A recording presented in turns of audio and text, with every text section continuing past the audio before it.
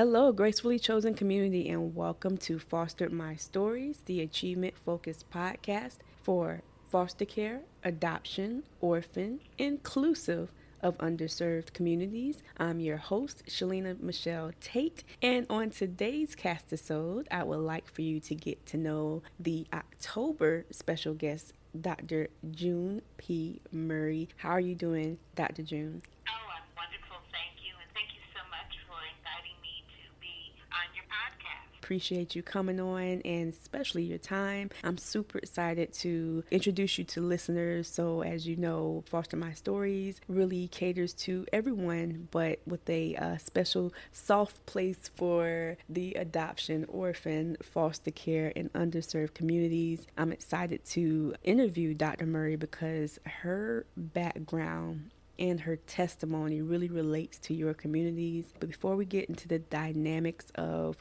what she's done in her career and what she's doing now, I would love for Dr. Murray to basically kind of give you a snapshot of her upbringing and her past. The first thing I'd like to make very clear is when I refer to my mother or my father, I'm referring to the two wonderful people who adopted me and who began making plans for my adoption, a private adoption. Prior to my birth, I was born and I grew up in New Haven and Milford, Connecticut. Milford is just about 9 miles south of New Haven, Connecticut. And my mother was working Winchester Rifle Factory and met a young woman who became my birth mother. My mother and father were married against all advice of families on both sides, and that's because my mother was first generation Italian American and my father was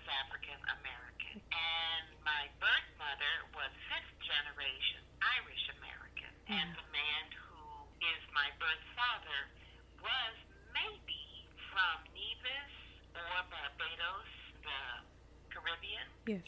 Or he could have been from the Gullah corridor. We don't know, judging by the accent that he had when he spoke, made people think that perhaps he was from Nevis. And Nevis, there's a large population of people from Nevis and Barbados in New Haven. My birth mother and my mother met at work. They became friendly. And when my birth mother realized she was pregnant, she knew, first of all, was not in a kind of long-term relationship with the man who is my birth father. But more importantly, her family would never tolerate her bringing home a black man as a boyfriend or a black baby as her child. She knew that my mother was married to an African American. And so she thought perhaps, and they had not had any children at that point, Okay. that perhaps they would be interested in adopting. And it just so happened that my parents had already looked into the possibility of adopting. And there was another branch of the family that had adopted a baby.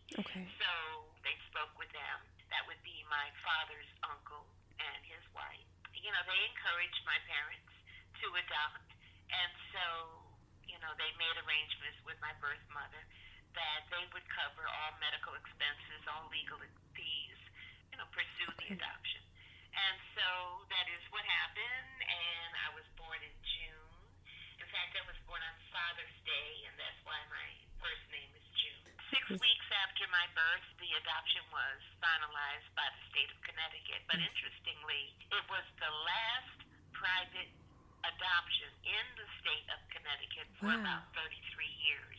We don't know why, Wow. but that's a fact. Wow. Yes, listeners, I'm listening like you to Dr. Murray's testimony about her upbringing, and that's amazing to hear because I've ran into quite a number of people who have almost similar testimonies of, I guess, whether adoption or foster or really their upbringing, being asked certain questions about, well, I'm gonna let you tell it, Dr. Murray, but you know, you started to grow up and you're with your adoptive parents. When was the moment for you that you started kind of questioning stuff? Stuff you mean like about me being adopted? Yes, ma'am. My parents had a circle of absolute fabulous close friends, all African American, Okay. who formed the village for which I grew up. And my sister, who came along 5 years later, was Okay. not adopted. They guided my parents. They were older than my mother, because my father was 15 years older than my mother. So Okay. these were his friends, because he grew up in New Haven, Okay. whereas my mother came from another little town in Massachusetts. They told both of them that I should be told starting day one that I was adopted. And so that Okay. is exactly what they did. Of course, I had no idea what in the world they were talking about. Yes. And, so we went along that way for about 4.5 years of Okay. my life. And then my mother became pregnant. And so the same village members started suggesting that they start preparing me for having a younger sibling. I must say, at that point, I was the absolute apple of everybody's eye, Aw. the only little child in the village at that time, Yeah. because, as I said, my parents' friends were older. Their children had grown up, gone Okay. off to college or the military. And so, I got a tremendous amount of attention and love and care and Yes. guidance. And so they felt like this was going to be a big shift for me to have another baby in the family. So they stopped mentioning that I was adopted and only would put me for this sibling. Well, I was looking forward to having a baby brother or sister. I didn't expect to have any major shift for me, because I was concerned I had everybody in the palm of my little hand anyway. So why would that change? Yes. I was too little to understand any kind of changes. Yes.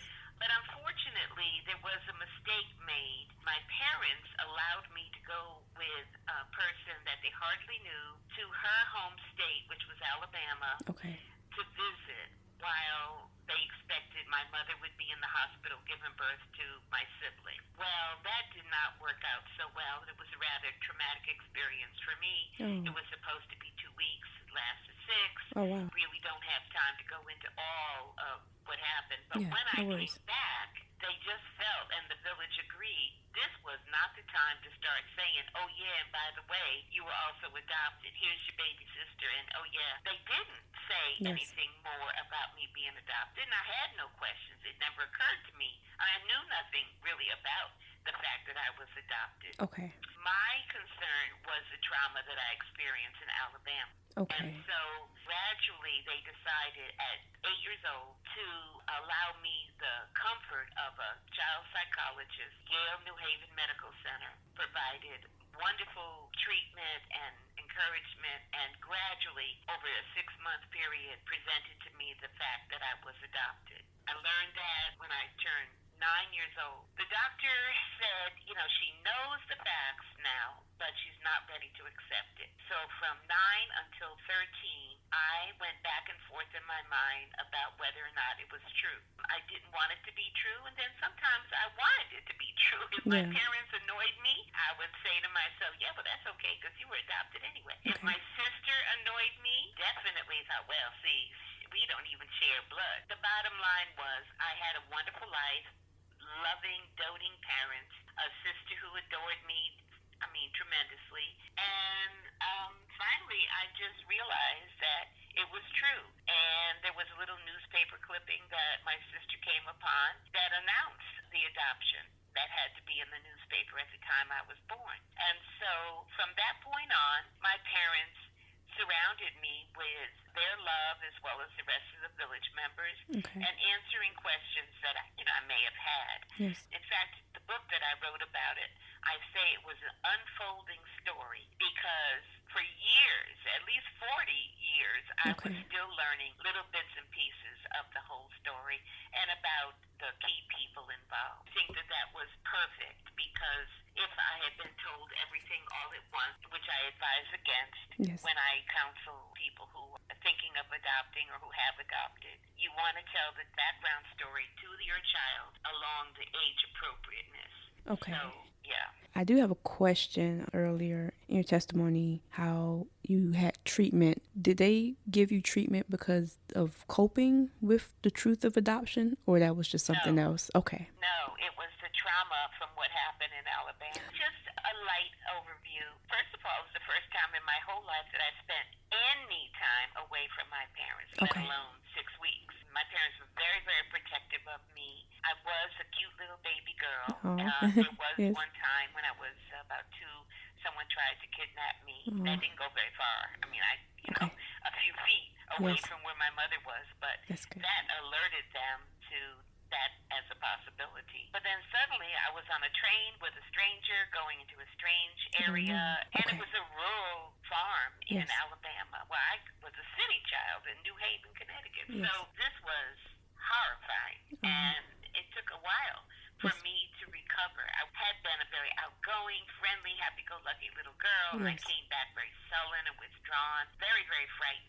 And Okay. so that is why they wanted me to see a psychologist, because they also knew that I had to learn that I was adopted, and they were just too afraid to say anything about me being adopted on Okay. top of this, horrible, traumatic experience. Yes, ma'am. And I definitely apologize about those experiences, but I'm assuming, am I saying this right, Dr. Murray, that your experiences kind of help mold you into the leader that you are now? Did that encourage you to go into the studies that you went into, or what was that trigger for you? Because now, like, I see here, well, listeners, the adorable little girl that she is on the cover of the book she's referring to is called What Are You? I'm gonna let her go more into that a little bit later. What was some turning points for you to possibly decide, you know what, I want to learn more about this, or potentially go into a career dealing with this? What was those turning points for you? A lot of people ask me how it was, or when did I decide to become a mental health professional, a Mm-hmm. psychotherapist. And I have to say that I really felt like it was divine intervention, Yes. quite frankly. Yes. Okay. Yeah, I mean, all of my life, beginning when I was maybe 3 years old, there were signs that I either was psychic or had strong ESP or something. I Oh. would see things, know things Yes. that I shouldn't have been able to know. Okay. And I would speak about it as a little teeny little girl. I didn't even know that it was unusual, or that I shouldn't have been knowing some of these things. And as my parents in my village would hear me refer to things that they knew for a fact that I couldn't possibly have known about, they began to see, it was sort of like the talk about me, around me, over my head Oh was, yeah. Yeah. this one here is probably a healer. Oh yes. Well, so, Okay. a lot of things happened in my life. Yes. I started college, dropped out, got married, had 2 children, Yes. got divorced, moved Okay. to New York City, was working, and then finally I realized I needed to go back to college.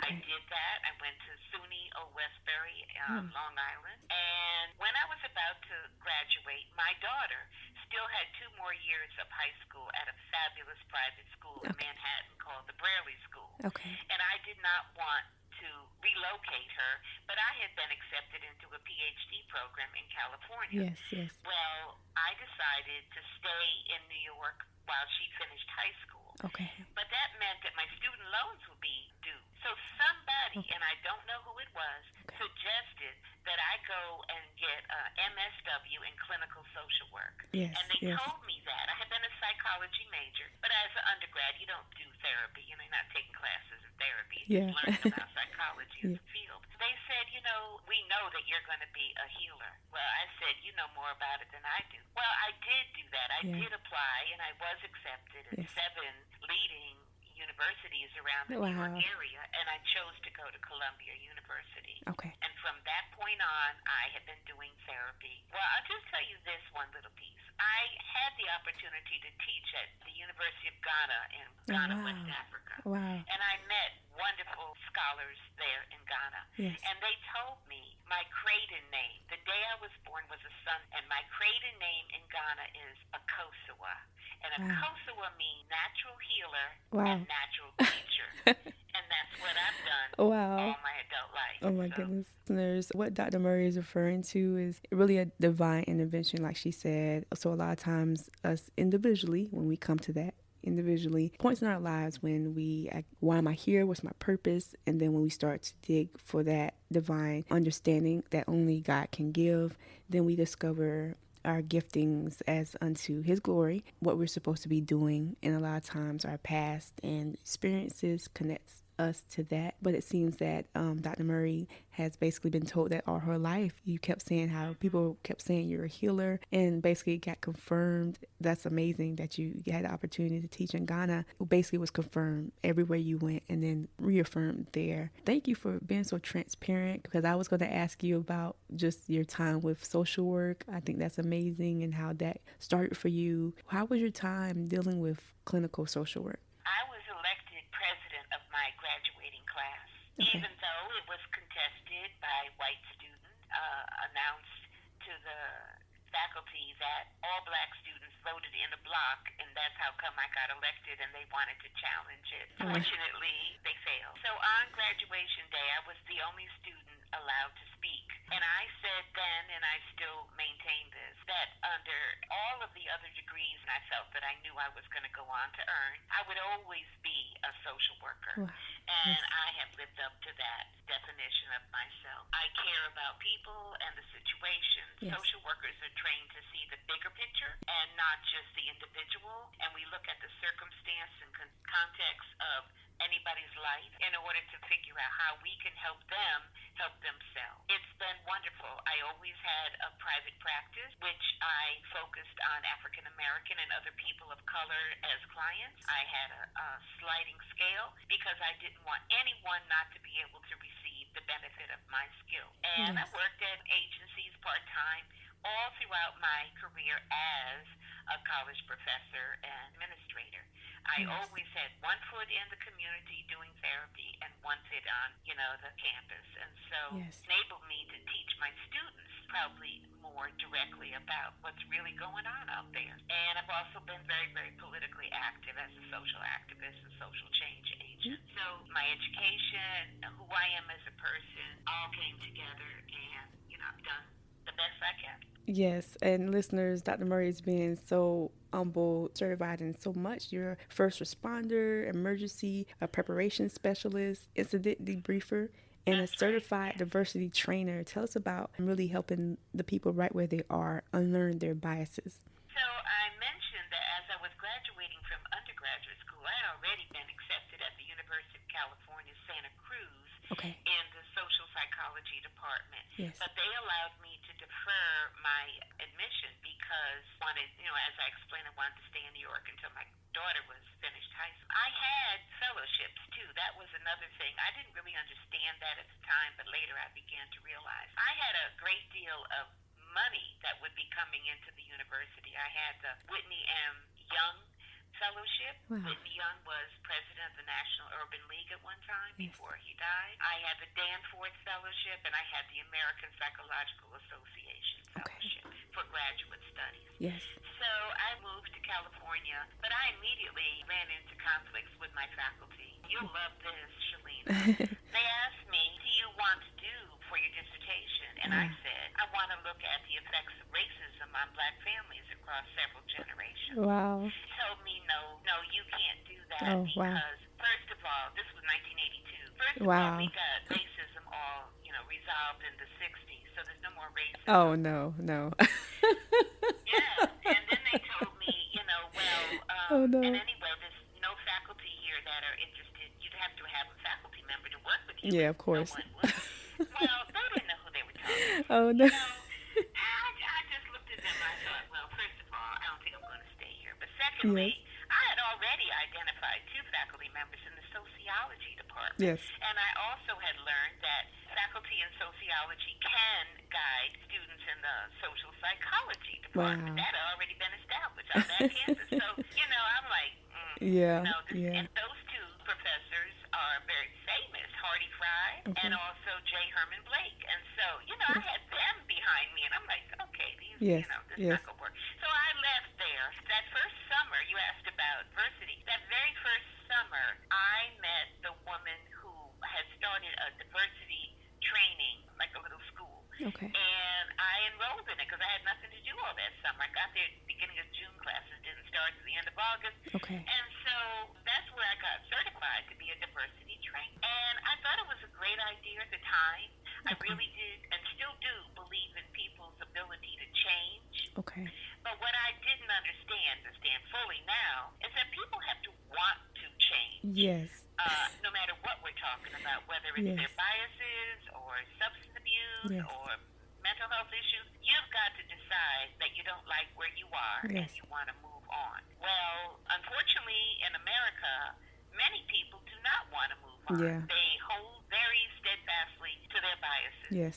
And so over the years, done a lot of diversity training successfully, but I've also done a lot of diversity training and got paid well, but did not make a single bit of difference with the people. And those were Yeah. places like IBM and Northern Telecom and many Oh, other yeah. large corporations Yes. that mandated their employees to come into my seminars. First of all, they were mad because they were mandated. They didn't want to unlearn anything. They Yeah. wanted to stay where they were. Yeah. And so I stopped doing it. I still do diversity training in smaller groups, Yes. sometimes one-to-one, sometimes in my clinical practice. But those folks are Yes. meeting with me because they want to make some changes. Yes. Thank you for being transparent about that. I know that's a touchy subject with a lot of people, but I thank you for your transparency in that, because a real issue right there. That's real topics we're talking about here. Epitome of the faculty to be what the change is needed to be at that time. They sound like the people in that group not wanting to change. They was basically being blatant and saying they didn't want to change. What I did was transfer to the University of California, Berkeley. I Yeah. felt like I was in paradise. Found the exact opposite kind of faculty Wow. who made sure that I finished. And by the way, I have 3 master's degrees, not 2. Yes, And yes. then finished my PhD there. There is always hope. That's There is. how I lead my life. There's always hope. You're right, because that door, it propelled you to where you need to be. And going to the changes, I see you have psychology and African American studies. I know when I was at USC here in South Carolina, I just questioned, well, why is the African American studies course separated from the histories department? And I had to go all the way to the other side of campus to take that course. So how was that for you, teaching that course? Oh, first let me say, the graduate program I was in, you mentioned ethnic studies. Yes. That's the name of it, is the Ethnic Studies Graduate Department at UC Berkeley. Okay. And it is multidisciplinary. Okay. So every student, every graduate, every doctoral student has to do original research in at least 3 disciplines. The first is ethnic studies, Okay. and then the other 2 are whatever that student is interested in. And there are faculty all across the campus from all the other disciplines that also will teach courses in the Ethnic Studies graduate program. I ended up doing original research in 6 disciplines because, when I went back to school, I went back like a crazy person. I was so happy to be back in school and studying and Yeah. learning and meeting people, and it was amazing. And so I combined ethnic studies with psychology. That was, the main other discipline, sociology, a little bit of political science, a little bit of anthropology, social welfare. Yes. And so I had some of the leading scholars in those fields at that time as my professors. I felt as though I had a lot to live up to. Okay. So when I graduated, I realized that, well, first of all, I was going to be teaching social work courses. That was primarily what I wanted to do. But I also did teach psychology courses and gerontology courses and sociology courses. Okay. But here's what I did, Shalina. Every course I taught, it didn't matter what they called it, Yes. what they called it. Yeah. I made sure I infused African American, Yes. history, culture, language, you name it. Yes. I made sure Uh-huh. every single course included that. Yes. And I thought that was very important because Yes. having gone through so many years of college and then grad school, I saw that the courses often offered did not include any information Yes. about people of color, Yes. not just African Americans, Yes. but people of color generally. My experience in ethnic studies was broad. I mean, those faculty Yes. members made sure that we understood it isn't just African Americans, but it's also Asians and Native Americans and the people we refer to as Hispanics, but are very diverse themselves. Yes. I mean, it is a broad range of people of color in this country that are being overlooked, Yes. undertaught. Americans don't know the history. And so Yes. I was going to try to do my best, my part, to change that. So Yes. that's how it was. It was wonderful. I remember when I was teaching at North Carolina State University, and also I taught at Webster in Charleston, Oh, South wow. Carolina, by Yeah. the way. White students would say to me, well, I'd say, what do you know about your ethnic background? And they would say, well, I don't have an ethnic background. I'm white. And I say, well, you know what? There's no such thing.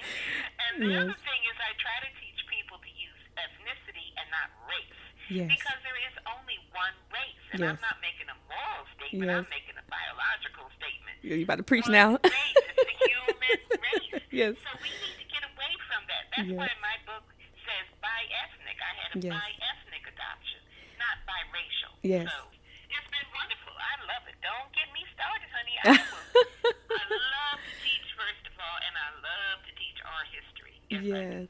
Yes. Still learning. I'm going to be still teaching. So. Yes, ma'am. Thank you for just being so transparent about that. And it's a subject that needs to be talked about because I know for me growing up, and then I've heard, of course, stories and testimonies of just how fearful people are to just talk about it and really address it. And I love how you just broke down about your, we're going to get into it now, your book, What Are You? I imagine that probably was more so growing up, but did it continue when you was teaching? And just, I've heard so many people that I know come to me saying they've gotten that question, and I tell them, I said, what do you mean, what are you? Tell them you're a person. Oh my gosh. You know, we could do a whole separate podcast just on that topic. I'm here to tell you. Yeah, so even when I was a very little girl, Yes. it didn't matter whether I was with my parents, who were Yes. obviously bi-ethnically married, Yes. or if I was with other members of the village. They might have taken me out for tea or, lunch or Yes. whatever. And people, white people Yes. mostly, but Yeah. often African Americans, Yeah. primarily white people, would stare at me. That'd Yeah. be the first thing. They'd Yes. be staring and staring. Well, as I said before, I was a very happy-go-lucky, friendly little girl. So I would smile at them. I'm thinking everybody loves me. So they must be looking at me because they love me. Yeah. And then when I would smile at them, they wouldn't smile back. Yeah. So then I remember one time my godmother, family was from Jamaica, and she had a look that was different than most African Americans. Okay. And so she was used to what I was learning to experience. And I said to her, Auntie Thelma, why are those people staring at me? And she just looked over at them and then looked down at me and she said, because you're so beautiful, June, that's why. Yes. Well, that was good. I like that. And so, from then on, I didn't worry. But as I grew, Yes. then the questions started coming. And that the title of my book is The Main Question. Yes. What are you? Because they would stare and try to figure it out. Yeah. Because I've learned that until people can pigeonhole another person, they don't know how they're going to interact with them. Yes. Or if they're going to interact with them. And they look at me and they couldn't make up their minds. I'm light-skinned, my hair is straight. Yes. And then they would listen to me talk. So they would have a certain biased idea about how all black people talk. Well, I didn't sound like what they thought I should be sounding like. Yes. So, I had manners. I knew how to behave myself in public and whatnot. And so they're trying to figure out, Yes. okay, they couldn't stand it anymore. And so they would just Oh, walk my up to me, goodness. a little girl, a teenager, an adult, and to this day, Yeah. what are you? Oh my gosh. How do I respond to that? It depends on my mood. I'm a Gemini. And so, sometimes I'd be very polite and answer. Other times I'd say, well, what do you think? I mean, what are you talking, anyway. Yeah. Yeah, so, yes, they still ask that question. And, that's one thing. I mean, the fact that they ask the question, that's one thing. Yeah. But the other part of it, the part that annoys me, is I'll say I'm black or I'm African American. Yeah. I never identify. My identity isn't bi-ethnic. Yeah. That's just my biological, composition. Yeah. But my identity is to be black. Yeah. And I'll say I'm black. And they'll say no. Now I'm like, okay. Yeah. What do you mean no? And they say, no, you're not black. So somebody else must be this or that or the other. Aren't you from the Mediterranean? Aren't you Samoan? Aren't you Alaskan? Aren't you Puerto Rican? I mean, Israeli? You name it. I've been everything. I've been called everything. Wow. And I'll just look at them and say, nope, African American from New Haven, Connecticut. Yeah. Period. And that goes back to what you were saying earlier about the biases. I speak to a close friend of mine a lot. We talk about real subjects like this and how it's the mindset. Like we've encountered students where they may not feel like their parents, the kids, we were like, well, we don't care about that. They're very like free and just accepting. But then we run into people they've adopted, well, this is how my family feels, so I'm going to feel this way. It's really a renewal of the mind as we grow in our experiences. a lot of renewal needs to take place. How we think, how we feel, just stuff we've been taught, things we've accepted. Your book, What Are You? The Unfolding Story of a 1943 by ethnic adoption. I love how you put it, by ethnic. All of my siblings are what people would call biracial. And so when I saw this picture, and now I can say by ethnic, they identify as black, and I'm glad you basically went into that. You're saying, no, I'm African American. When I saw your picture here on the book, and listeners, I want y'all to get this book. She is adorable on this picture, reminding me Thank of, you. you're welcome, reminding me of my siblings when they were younger. The picture reminds me of my little brother Stephen and then my other little brother Brandon. So just hearing you talk about a real issue of people's perception and assumption of how things should be. Back to how people respond to me based on my appearance. Yes. That was a very difficult journey that I had to go through. Okay. I would say, well, it started with the white classmates, first grade through seventh grade, that would, make snide comments, like you said, things they learned from their parents at Yes. that point, about my color, about whatever ideas they had about black people. But then I always had my black social life in New Haven. Okay. Milford is where I was living, but, just down the road was New Haven. And my parents made sure that they maintained ties with people, with children my age, so that I would have a normal social life for our environment. And for the most part, that was wonderful. But there were also very bumps in the road, big bumps in the road, because there were some people, black adolescents, that questioned my identity, Yeah. questioned why I was even a part of the circle. And my initial response was to feel guilty, apologetic, trying to figure out how can I fit in, why do I look so different and why are they treating me so differently. Yes. My parents had prepared me for the white racism, but what they underestimated was the black racism. Yes. And so that was, I would say, about 12 years of struggle. Wow. Until one day, and I have this in the book, I almost got killed by two African American young women. Oh my goodness. Unfortunately, I learned that they also had mental health issues. Okay.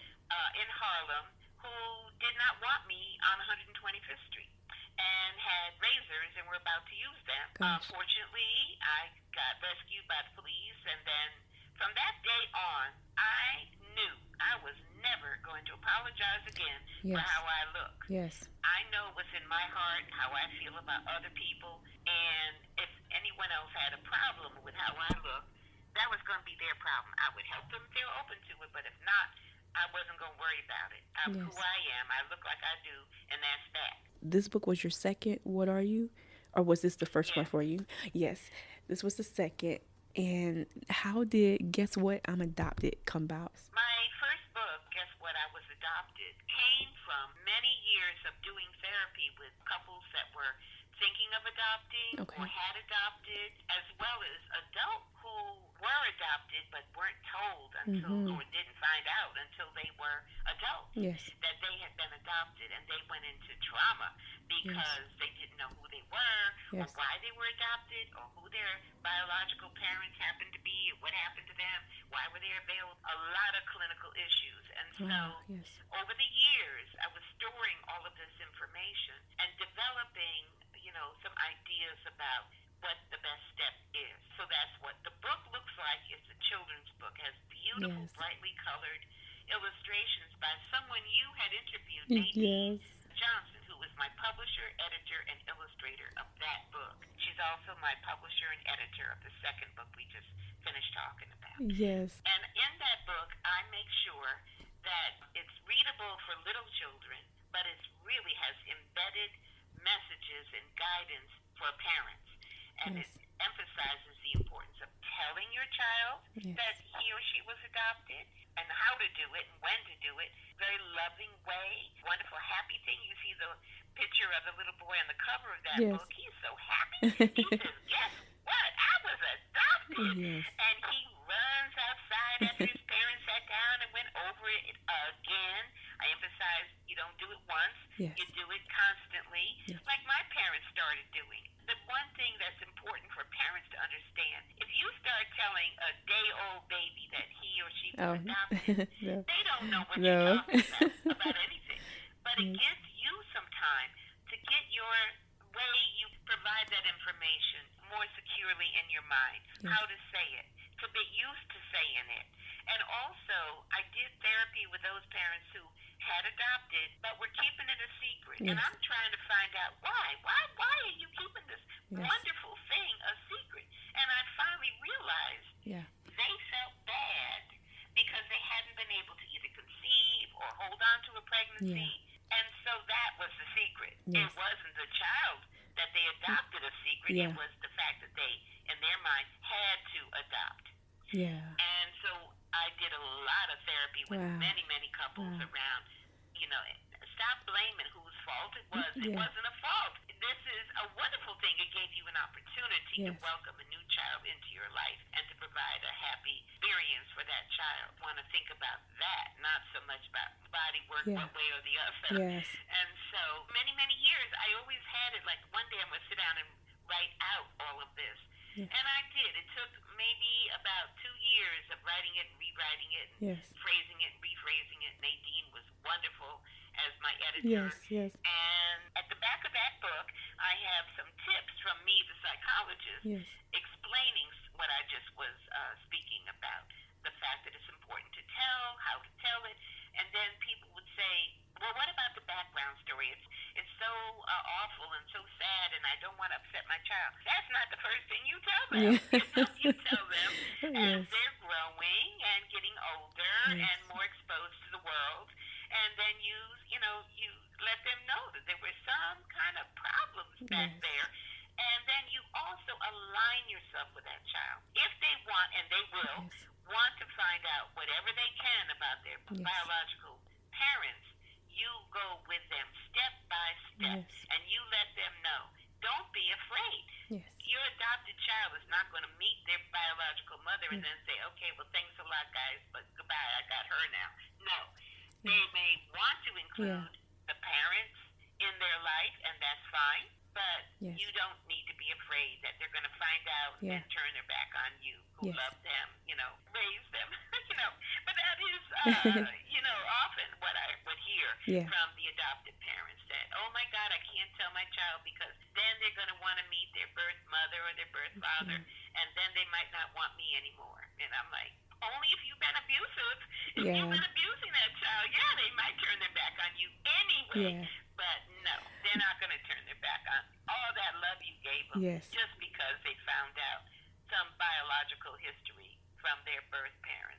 Dr. Murray, that's so true. And I'm so glad that you expound on that for listeners as well who are thinking about adopting or who are currently adopting, gradually telling them that, because I've seen it too many times portrayed in movies and TV shows about youth being adopted and then finding out that they were adopted or in foster care or whatever the case is. And then because they weren't told that information, older as a teenager or whatnot, they retaliate and then go try to find the birth parents or the mother and the father, and only to find that, what the situation really was. Then more pain and trauma comes in. So I highly agree with what you're saying about not being afraid to gradually introduce the reality of who the child is. Listeners, I highly encourage you to look into both of these books. The first book is called Guess What? I Was Adopted. It was published on October 2019 by 123 Mango Tree in Charleston, South Carolina, by Miss Nadine Johnson, who you heard last month on the podcast. And her testimony, she is the publisher, colorful and really friendly for families to look at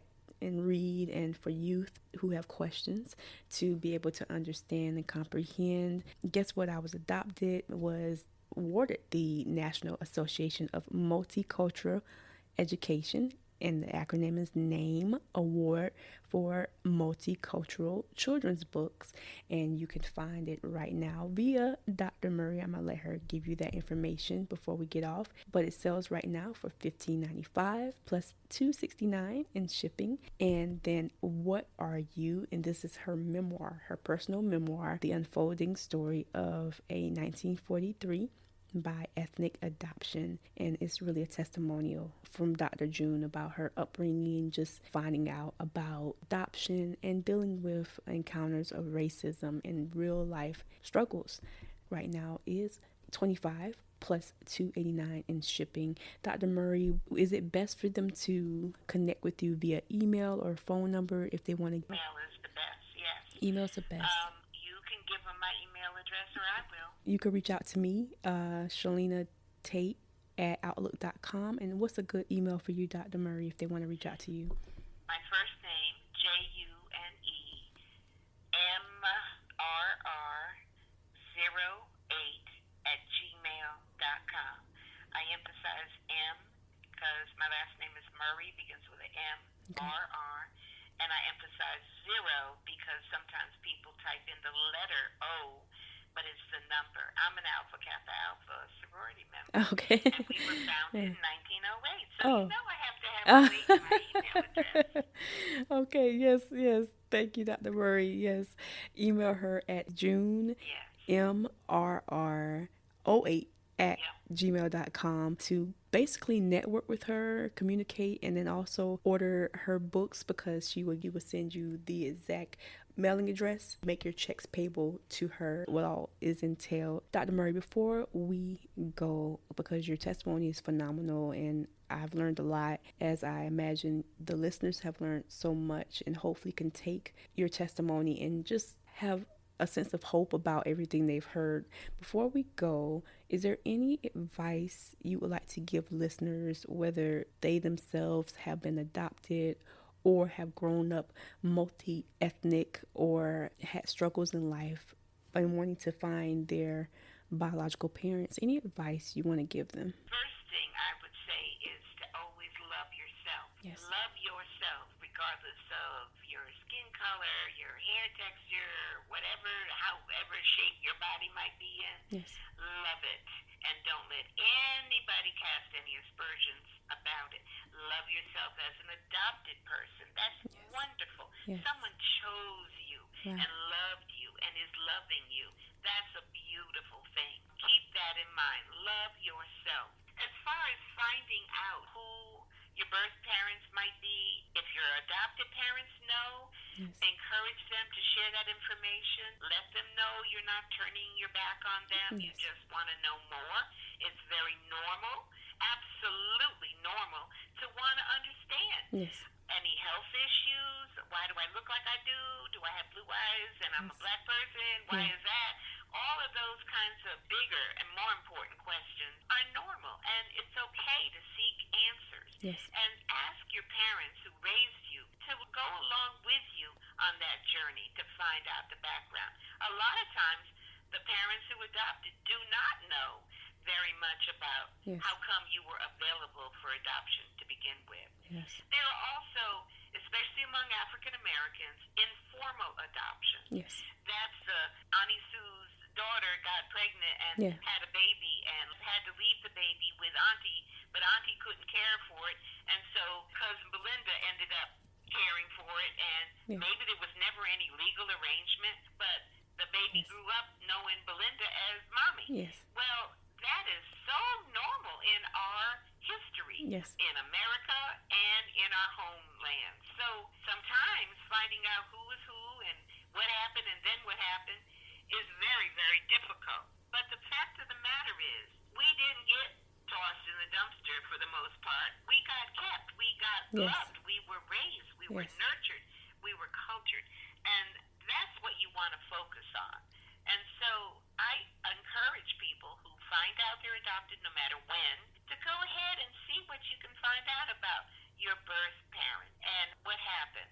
And be willing to forgive them if you find out, things that disappoint you. That's okay. They did the best they could. People ask me all the time, am I resentful about my birth mother not wanting to keep me because her family wouldn't accept a black child? No, because I was lucky, she chose the most wonderful people in the whole wide world to be my parents. Yes. So how can I be resentful towards her? I had a fabulous life, and it was real different than would have been if I had stayed with her. Yes. She was low income with this black child. I wouldn't have had the enchanted life that I believe me did have.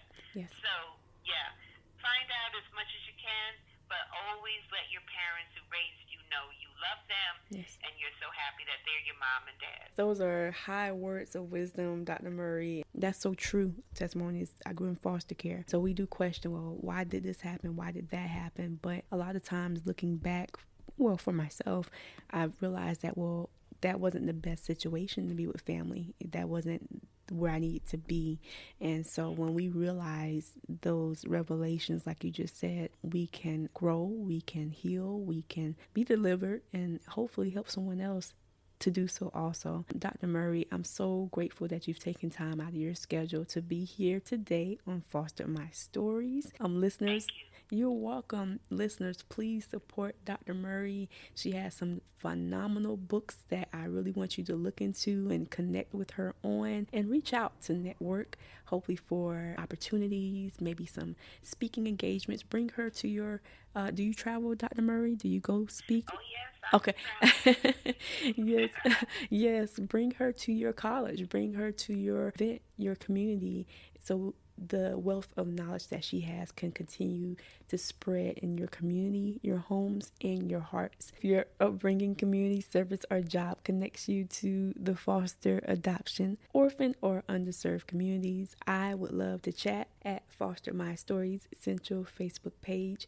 If you are enjoying the Foster My Stories podcast, you can check out the latest content and tune in next Wednesday at the new time, 5 p.m. Eastern Standard, via Red Circle Podcast, Spotify, Amazon Audible, Radio Public, and Google Podcast to check out the featured guest or previous month's recap. And remember, as always, being fostered, adopted, orphaned, or underserved simply means you're gracefully chosen. I just would like to say to you, Shalina, and all of your listeners, I pray that God will continue blessing all of you, Oh, and that you'll continue doing the work and have the open mind and yes. open heart and loving approach to all that you are doing in the Oh. community. And thank you so much for this opportunity. Thank you, Dr. Murray, just for being here, and very humbled to really hear that and that support to just keep pushing forward. And